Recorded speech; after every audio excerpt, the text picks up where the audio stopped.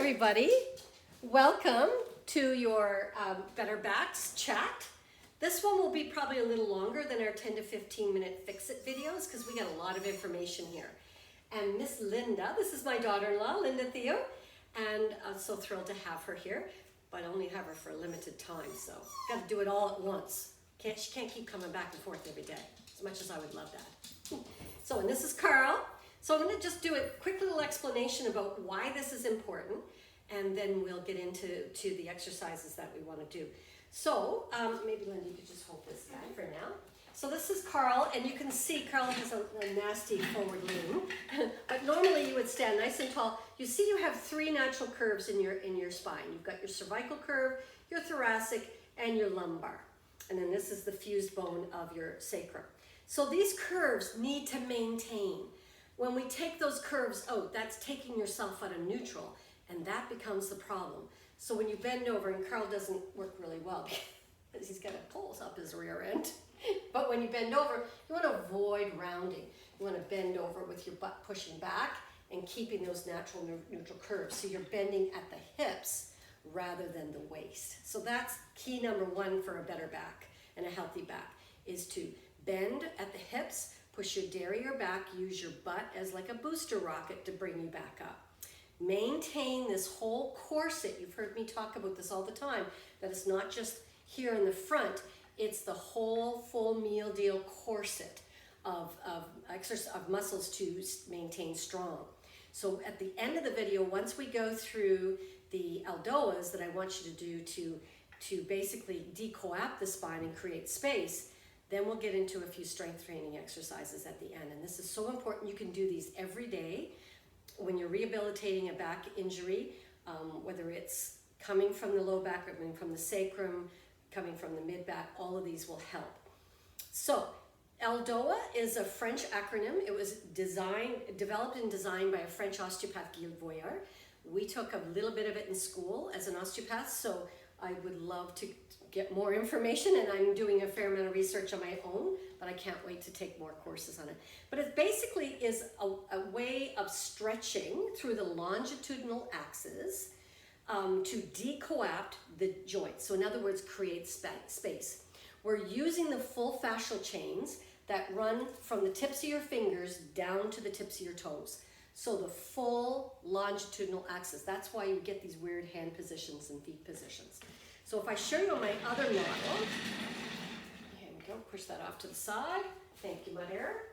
So heaven forbid that this happens to you, but say you bent over one too many times without that nice forward hip flexion or hip hinge, and you had a little issue with the disc and it pressing on the nerve. I think you can see that. That's not good, and that's very painful. People say, it's not my back that's hurting, it's my butt, it's my calf, it's my knee, it's my foot. Guess what? And then we go in here and we find this with our hands. Yes, I know we're not CT scans and we can't see it for sure, but osteopaths can feel that. So what an Aldoa does is it helps decoapt, creating space, and that nice little disc just gets sucked right back in. That's the whole premise behind it, and that's what we hope happens. And then the exercises we'll give you at the end will hopefully keep everything in place. How's that sound? Good? Okay. So my lovely assistant, Linda will be, wait, now did that move? Is the mat too far? It's a little different on the live. All right, just push that back just a smidgen. Yeah, I think we're good there. Okay, so Linda, if you could go down on your hands and knees. Facing you? Yeah, it doesn't matter. Yeah, either way. And she's going to do a cat-cow.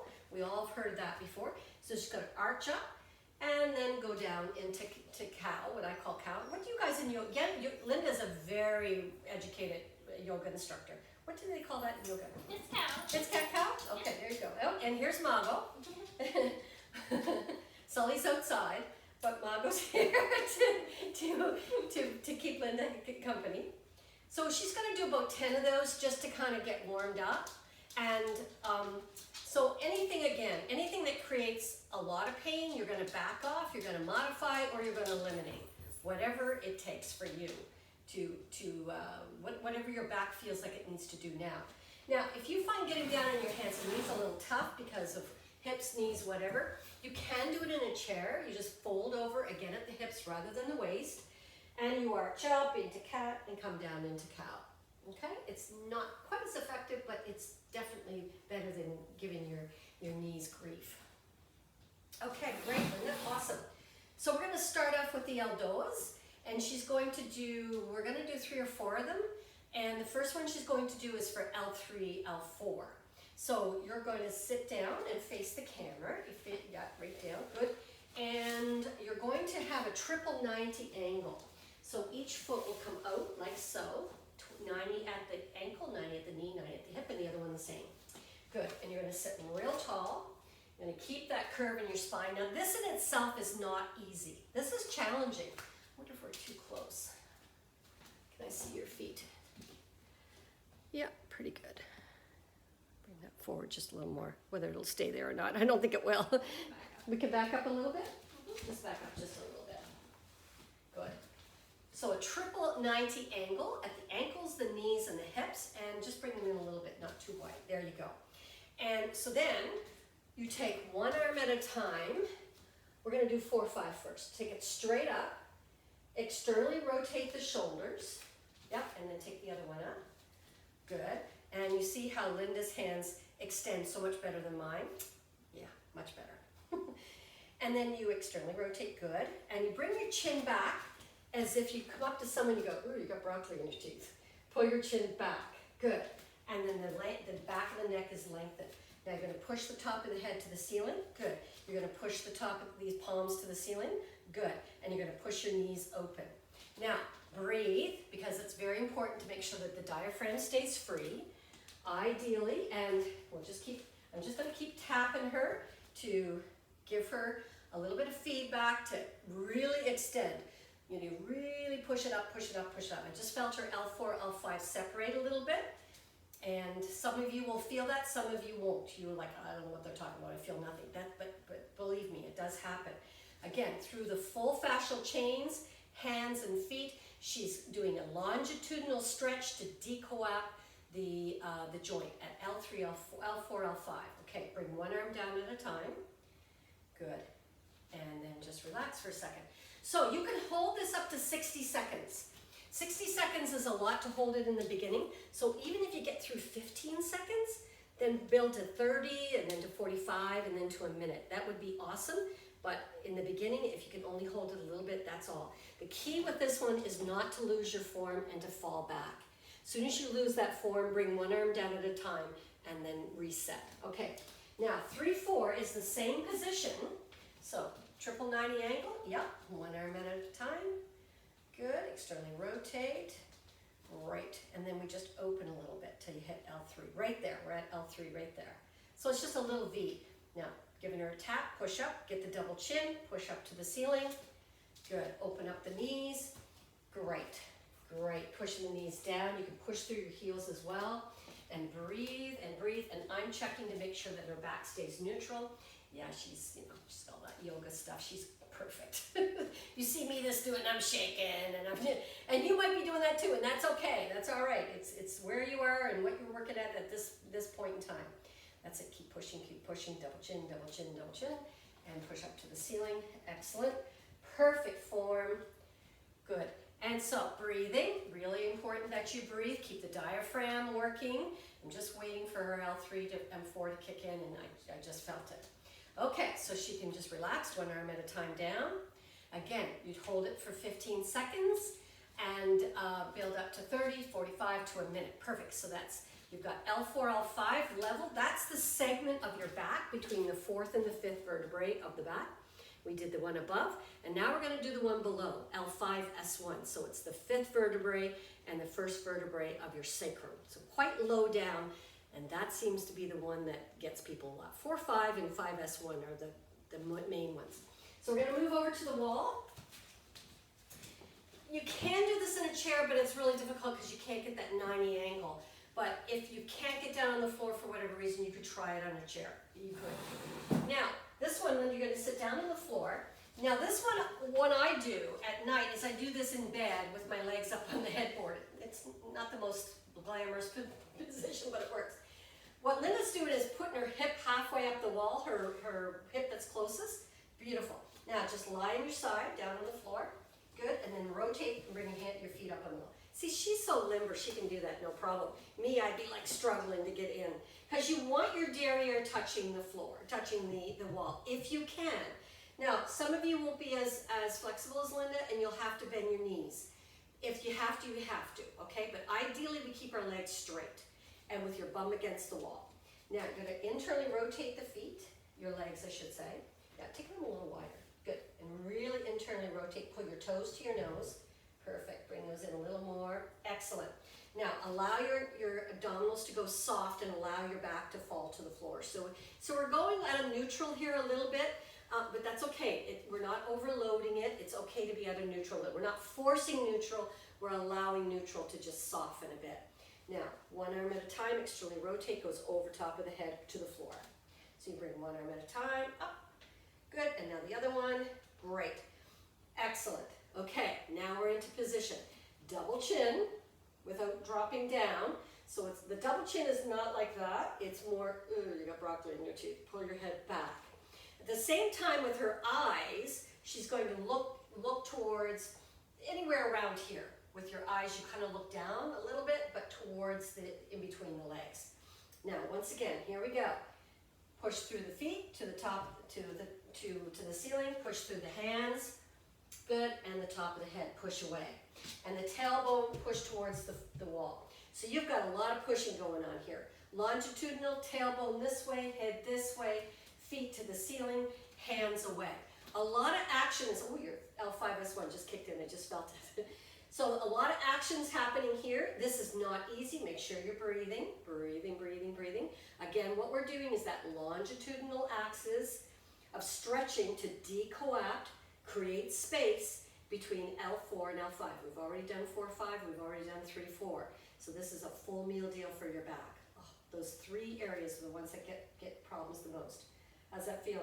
Mm-hmm. Feeling the work. You're feeling the work. These aren't easy. This is work. This is not just, oh, let's just stretch. This is really quite a lot of work. Okay, we're good. So one arm down at a time. Again, 15 seconds, build to 30, 45 to a minute. Now you're going to soften your knees and just bend one leg down at a time. That's perfect. Now the key to this one is how you come out of it. You've just done all this beautiful work to decoapt 5S1. You don't want to mess it up by twisting. So what you're going to do is roll on your side with your knees and your shoulders coming together. So you roll like a baby, that's it, but everything together. Perfect. Okay, you can come over on your hands and knees and come on back to the mat.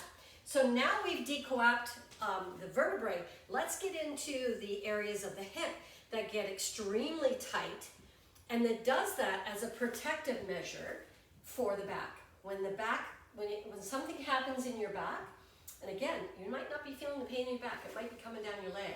It's okay. Front of the leg. Groin is another big one for L5S1. So the big one is the iliopsoas muscle. So we're going to come down. I'll do this with you, Linda. We'll come down on one knee. Let's take the left leg out in front. Yeah, this is mirror image. Yeah. I know. Your left. Yeah, our actual right, but left to you. Now we're going to take our right foot out a little bit, so you internally rotate this right hip. Good, good. And this is going to feel a little bit odd. The balance is going to be a bit off. That's okay. Everything looks good there. Now, one arm up at a time is in front. Sorry, I forgot what I was doing there for a second. Good. Now, externally rotate the shoulders, extend the wrists, and fingers wide. I had forgotten to, you've been doing that naturally, but I forgot to describe it. Fingers wide. Good, good. Now, squeeze your glutes, push your hips forward. Good, good. Double chin, top of the head to the ceiling. So, she's doing a push here,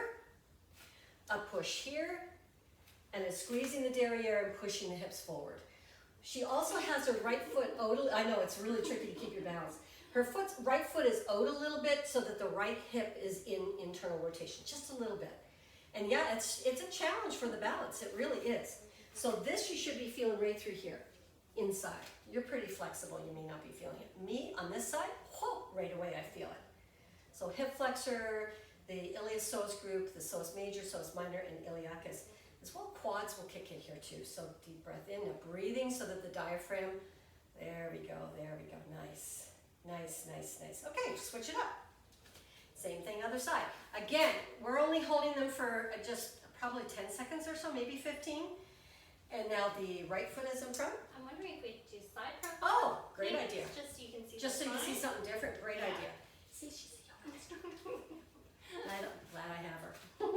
Perfect idea. And then just slide that foot out a little bit, perfect. So what that's doing is putting the hip in internal rotation. One arm at a time out in front of you. Externally rotate the wrists, or the shoulders, and extend the wrists, and fingers wide. Good, good. Double chin, pull the chin back. Good. Top of the head to the ceiling, hands push away. Now, derriere pushes forward without losing your form, and you can see what a great form Linda has here. And then you breathe. Good, and breathe. Nice deep breaths to allow the diaphragm to really descend on the inhale and ascend on the exhale. Excellent. Beautiful job, beautiful job. And again, the psoas will go into lockdown mode whenever you have issues in the pelvis because it's a protective thing. So that's why we needed to do this after the L-DOAs, after we've created the space, because the psoas will just cramp down. So now it can relax because it's done its job. Now we can totally relax it. Okay, and then we'll just bring one leg arm in at a time. Relax and relax and relax. Good job. Okay, I think I'll show you the hip opener as well, and then we'll do the hamstring. Okay, so this one will go back down to the, let's see, we did this right leg first, right, did we? Yeah, it doesn't matter. We'll make sure we do them both. So right leg out in front, and then just open it up. Good. Open it as far as you can open that you don't rotate the hips. Yeah, the hips stay straight. See, yeah, she's pretty flexible. Some of you guys might be up here to start. That's okay. Open it as far as you can. Okay, the arm of the leg that's down straight, it goes overhead. The arm of the leg that's bent goes out in front. Good. Now we externally rotate the shoulders. Good. Double chin. Push the top of the head to the ceiling. Push here, push here, push here. You're going to start to feel it start to open here as it decoapses. And again, you breathe. And if you find you can start to move that foot out a little bit, go ahead when you feel the release. Good. But always, again, hips facing straight ahead. Top of the head to the ceiling, double chin, push through here, push through here. Form is good. Excellent. There, she just opened up even more. And breathe. Good. Okay, this arm down, this arm in, and switch it up. Well done. So again, you take the hip open as far as you can do it without turning the hips. So you're not going to sacrifice the turnout or the leg out by turning the hips more. The hips need to be straight ahead. All right, Linda's very flexible. You may not be at that point, but that's okay. All right, so this arm, the leg that's down straight, the arm goes up.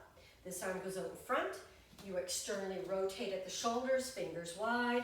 Extend the wrist. Good. Push the palms to the ceiling. Double chin. Top of the head to the ceiling. Good. Good. Good. Good. Good. Good. So we're pushing, pushing, pushing, and that's it. And she just started to open up. I just felt that. So as she feels it soften, she could move her foot back a little bit more. If she's comfortable there, she'll stay right there. And again, breathing, and breathing, and breathing, and breathing. Nice, nice. And you hold it again, 15 seconds, build to 30, build to 45, and to a minute if you want. Good. And then you bring this arm down, and this arm down, and the leg in. Good. Now we're going to sit down, right down on your bottom. And one leg out in front.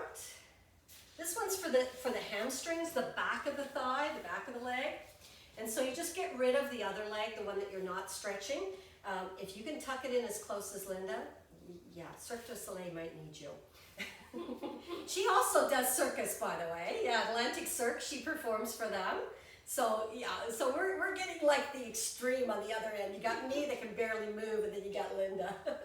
So the leg is going to internally rotate. Pull your toe to the nose. So it's just a little internal rotation, just a little. Good. Now, sitting really tall, keep your neutral. Put both arms out in front, externally rotate them, extend the wrists, fingers wide. Beautiful. Beautiful. Turn slightly towards the straight leg. Now, keeping that double chin, top of the head to the ceiling, slightly, gonna tip forward a little bit till you feel that in the back of the leg. Okay, just tip forward from the hips, right about there. You probably can go more, but only go to the point that you don't lose your form. Because once you're in that position that Linda's in, you want to avoid this. You want to bend from the hips, take your belly button towards your thigh. Good, externally rotate. Now breathe. Breathe, you're keeping the leg turned in and you're pulling the toe towards your nose. Now push through your heel, push through the palms, push through the top of the head. Good, now the hamstring. Feel that in the back of the leg? Good girl. And breathe, and breathe. And this is actually one we learned in school. I do remember this one from school. Good, so about, again, 15 seconds, build to 30, up to a minute, bring one arm in at a time. It's important to release one limb at a time. Now we'll switch it up and do the other side. Excellent. Good. So again, just get rid of this leg that you're not stretching, whether you bend it as far as Linda's doing, that's fine, as long as it's not active. So you internally rotate that right leg in this case. You pull the toe to the nose. Good. Externally rotate one arm and then the other arm out in front. Good. And extend the wrists, fingers wide, double chin, top of the head up. So push up. So here we go. Now tip forward slightly at the hips. Oh yeah, turn towards the bent straight leg. Forgot that part. Thank you, Linda. Good student. See, she remembered from the other side. She's never seen this before. She never did it. Look at that. Hold it steady. Now breathing. Good. Top of the head away. Palms of the hands away. Heel away. Creating that longitudinal axis through all of the fascial chains and through the dura. The dura is the sleeve that surrounds the spinal column. Yeah, it's really cool material. All right, she's good. She's not rotated. She's got nice neutral hips. And she's feeling that in the back of the leg? Yes. So that's right here, hamstring group. That again will get tight. And maybe even into the IT band and helping that fascia release. The reason why we want to do this is because the nerve that runs down from the back, right down the leg, it goes through those fascial chains. Those fascial chains are tight and clumped up, then that nerve is going to be more innervated and not happy. Good. Bring one arm in at a time. There we go. And relax the leg. So that's about all the Aldoas that I want to do for this. Now we get to go through some of the strengthening exercises that are really important to do after you're dealing with an injury. So we're going to do core activation with the abdominals, and we're going to do QL. We're going to do bridges for the glutes, and then we'll do bird dog. Actually, Linda's going to teach me the bird dog because being a yoga instructor, she's got some cues that I want to learn as well. So let's start with on your back with your knees bent. And this is the core activation. So what happens, unfortunately, when we have anything that impedes on the nerves, and because I'm not a walking CAT scan, I can't tell you for sure that you have a herniated disc, but that's probably what's going on, but I can't tell you for sure. That's not my role. But when you have the pain going down your leg or in your butt or in your hip or in your groin, it's probably coming from a disc or that's pressing on a nerve somewhere. So when that happens, what happens is the core and the glutes will go into almost amnesia. And they do that as a protective mechanism, kind of. But once the issue has been resolved and now you've gone through the exercises, the Aldoas to help treat, as well as saw your osteopath to get it treated, we have to get that amnesia out of the way, get things reactivated. So the first one we're going to do is the core, and Linda's going to put her hands right here on her waist. Yeah, there you go.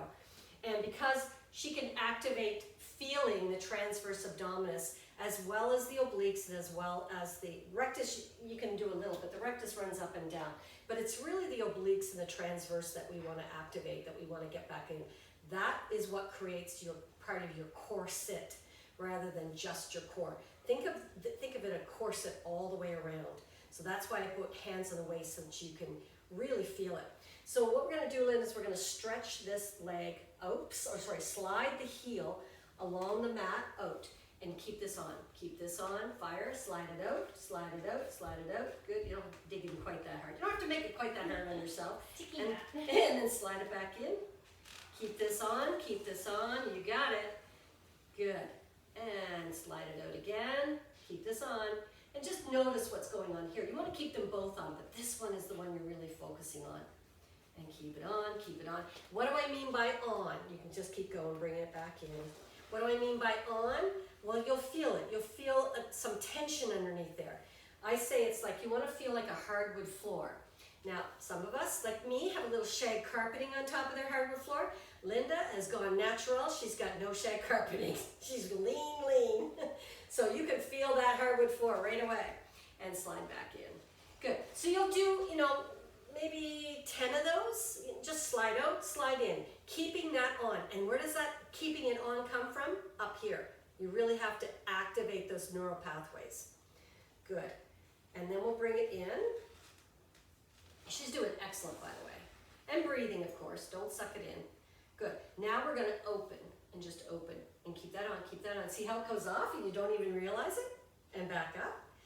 So how do you activate the core? We're not sucking our belly button to our spine. No. That takes you out of neutral. If I asked you to squeeze your arm, just put tension in your arm, you wouldn't have to pull it in, would you? No, you would just keep the arm there and just tighten it. It's the same thing with the core sit versus sucking and pulling it in. You're just tightening, excuse me, where it is. Getting hoarse voice. Good, and just open and close. And again, I'm gonna have to get some water. See if I can get my voice back. And just open and close as you would. And just, again, 10. If you wanted to be a little fancier, you could straighten out, bring it in, open, close. Okay, let's switch over to this side. Okay, so she's gonna slide her heel out. And while she's doing that, she's really checking here. Does that activation go off, on, off, on? No. It should stay on all the time. Once you've got it on, it should stay on. Slide out. She's really easy to check. There's no shag carpeting at all. I've got the extra high pile. For now. Slide it out. Good. And bring it in. And this is a really easy place to access, to feel. Where it's, is it on, is it off, is it on, is it off, that kind of stuff. Good. And again, you'll do, 10 or so of those, and then we can start to open. And then just open, good, and close. And notice, because you'll go off, on, and the key is to keep it on all the time. And then what you will do after you've really learned how to activate that is check it throughout the day. You're walking along, you're like, oh, I'm still on, that's kind of cool. You're washing the dishes, oh, I'm still on, that's kind of cool. You're sitting there watching TV or reading or knitting or whatever, it's still on. Because ideally, it wants to be on all the time. That you have to think about it to turn it off. And it will get to that point. It will get to that point, I promise. Okay, that's core activation or abdominal activation. So the deep transverse abdominals as well as the obliques. So why don't we do sit-ups? How many times have you heard that? Get off my soapbox. I follow the protocol by Dr. Stuart McGill, and he's one of the world's leading experts of back care. And he did all the research, not my research, it's not just me coming up with a new fad of training. So he did all the research, and he showed that one sit-up, one crunch, I don't do sit-ups, I do crunches, same thing. One crunch, one sit-up causes 730 pounds of pressure inside the intervertebral disc. 735 pounds, that's good, Linda. So that's a lot of pressure on those discs. So you don't know, how many times people have come in my clinic and said, I didn't do anything, I bent over and picked up the fork that fell on the floor. It wasn't heavy at all, because it was just ready to go. It was the straw that broke the camel's back. So you don't want to be doing one sit-up and you are ready to go, and that be the time that disc just wasn't very happy and it decided to shift. So that's why we don't do sit-ups. 730 pounds of pressure, one sit-up. So we're going on to glutes. So for glutes, glutes are another ones that will go into amnesia. So we're gonna check that core again, because now that we know the core, and I didn't even mention pelvic floor, oh my gosh. And so pelvic floor is also part of the core. So you wanna lift your pelvic floor muscles through all of these exercises. How do you do that? Well, we're gonna get a little bit visual here in your mind. So if you're female, you're going to pretend you have a tampon and it's starting to fall out and you gotta suck it back up in. All right, and if you're male, you're gonna lift your testicles, not with your hands, just with your muscles. It's a lifting. If you were having a pee, you would pretend you were stopping your pee. So it's all of those kind of melted into one to activate the pelvic floor. So she's going to activate the pelvic floor as you would do with the last one as well. She's activating her core sit. She's going to squeeze the glutes and you're going to push your hips up to the ceiling. Good, and down. Now you're going to do it like a bridge versus tucking under. Just come right up, yeah, as one unit like that. Like that. So yeah. what is the arch in the back happening? Straight, You want to keep neutral. Keep neutral. Maintain neutral. Once you've got neutral, you keep it through. Now, while she's doing this, I want you to push your knees into my hands. Good. So at home when you're doing it, pretend you have something attached to around your knees. You can get a TheraBand. You can put one of your extra cuffs that you might have, put around your knees. And keep that pressure on the way up and on the way down. Now pretend my hands are still there. Pretend my hands are still there. Good. Good, good, good job. And again, what I would do here is you could do, let's just say Linda's done 10 of them. Now bring this knee into the chest and just do a few on this side. Again, watch the hips will start to rotate. You may not be able to do one like ones in the beginning. Now, if you're getting a cramp in the hamstring, it means you're activating your hamstring too much over your glutes. So you have to take a break, pull your heel closer to your derriere, turn your glutes on and relax your hamstrings. And that's just showing your hamstring dominant, which is not necessarily a good thing. Okay, now do the other side. And we'll see if Linda has one that's weaker than the other. So once you do the individual, decide. Do you have one that's weaker? Yeah. Oh, she does. Surprise. All of us mostly do. Yeah, it's very rare to have equal. Some days mine are equal, but most of the time one's weaker. Okay, which one's weaker? The right glute. Okay, so what you're going to do is once you determine which one's weak, you're going to do the weak side, the strong side, the weak side. So we'll get her doing a few with the right side. So in Linda's case, well, using mirror image, it would be the left that you guys are saying. So let's do a bunch on the right. Let's do a bunch with the right foot or whatever level. Now I'm confused. This guy, we'll just point. So she's gonna do a bunch on there, maybe 10, if you can get up to 10. Good.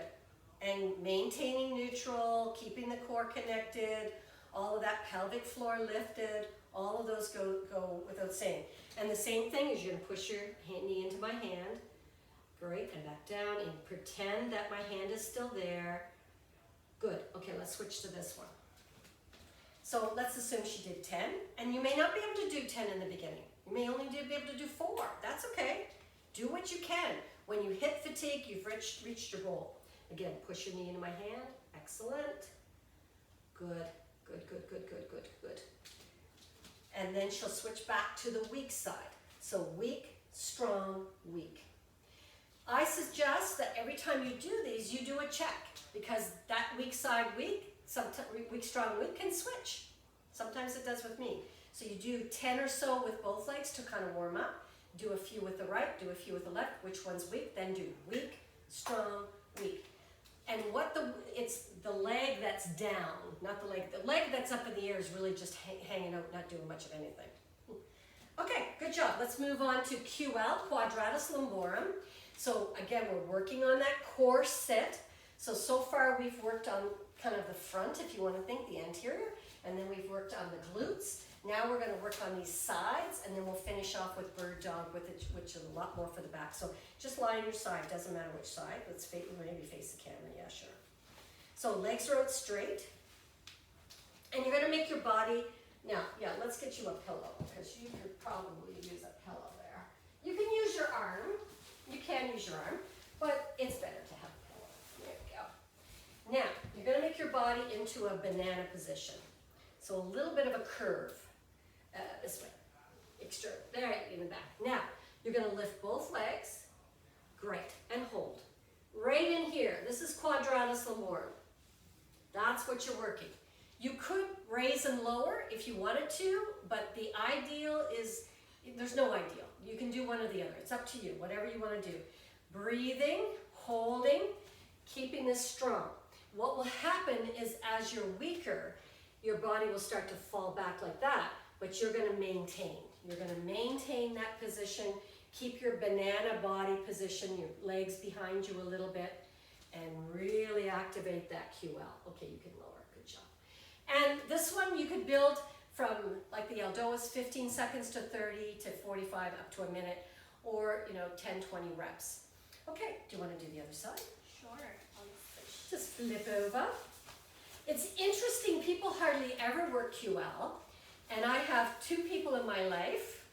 One's very close to me, my brother. If you see him walking, he's got a hitch in his get along, my father used to say. And that's because he's had numerous back issues, and he's got a weak QL. And I can't seem to get him to work on it. You know what? If I told him it was good for golf, which it is, I bet you he'd do it. And I have another friend, a person I know in my life that walks kind of with her hip up, and that's because this side's stronger than this side. She's got a weakness. And the same thing, remember the weak, strong, weak? Do you have one side that's weaker? Yeah, usually, we're all doing asymmetrical things, so one side is a little bit more dominant than the other. So again, you would do, once you've determined that, you'd go weak, strong, weak. You would do the weaker side twice. And people ask me, well, why would I even do the strong side? Because you don't want to leave that out. I don't want you to leave that one out. But check it each time. And this feels okay? Yeah. You can bring your toes to your nose. It's not like the Aldoa's that we have to be very specific with the arms. It's just a matter of activating the quadratus lumborum in here. Good. Okay, I get to be the student. You can relax, my love. And she's going to talk me through bird dog. Bird dog is another one from Dr. Stuart McGill that works all the muscles, the erector spinae, the multifidus, and all the muscles down your back, down your spine. Okay, down my hands, knees. Yes, come into a tabletop position. Tabletop. So like Andrea was saying, you're working the core, both the front, the sides, and the back here. So visualize in your head where your hips are in space right now. So right now they're absolutely level. So gentle engagement of the core, the whole front, side, and back. And then we're going to straighten your right leg straight back, but we're going to keep our toes connected to your mat right now. Okay, am I using the real right or did you want this one or this one? Doesn't matter Okay. this way. We're getting confused with mirror image here. Yeah, so we're going to keep our hips level with each other. We have this tendency to open the hip of the leg that straightens out, but visualize in your head that they're level, the gaze is straight down in front of you, and then you're going to press your heel towards the back of the room. So you're starting to fire up the leg, really fire up the core here. If this is feeling good where you're at, and if this is enough, you can stay here, or you can start to lift that leg up, But not that. keep the toes pointing down, heel pressing towards the back of the room, fire up that core, stabilize the hips, keep them level, and then if this is good, you can either stay here or extend the opposite arm. And then some people will have palm down, but I like to have pinky side down, thumb facing up. A nice long line. Don't forget to breathe. Full breath in. I do this on a regular basis too, and it's hard. Take Just a deep thinking breath about it. in. Last breath out, and then relax into your tabletop position. I do this on a regular basis, and that was challenging. Taking it to those steps, wow, incredible. So again, gaze is straight down, visualizing the hips are nice and neutral. We're going to extend the left leg, keep the toes grounded first. So set your foundations up first. Really important. With good foundation, then you can work on the advancements of this pose. So fire up the leg, pressing the heel towards the back of the room. And then if you want, you can lift that leg off the mat, toes still pointing down, heel still pressing towards the back of the room. And then extending the opposite arm out, pinky side down, thumb side up here. All the core, visualizing, keeping that left hip in line with the right hip. Let's take a breath in and a breath out. Inhaling and exhaling. Let's do one more full breath in here. And then as we exhale, let's relax back into our tabletop position. So you Woo. can... That's a workout. And it's one of my favorite to teach for core workout. It's beautiful from both the front, side, back, maintaining balance. And if you're feeling you're tipping from either side, imagine a line running straight down the body and pull everything into that midline. Ooh, I like that. That's And a great then- visualization. It'll help maintain that balance and stability that you're working. Yay! It's one of those full meal fitness deals that I often talk about. That's it, guys. That's the program. If you can do that on a fairly regular basis over the course of most days, so if you find every day is a little too much, aim for a couple, then build to 3. But if you're recovering from an injury, make this a priority in your life, because this is what's going to get you back on track. Get that? Get your back on track. With that, thank you very much. Thanks, Linda. Awesome. Yay! Take care, everybody. Happy backs.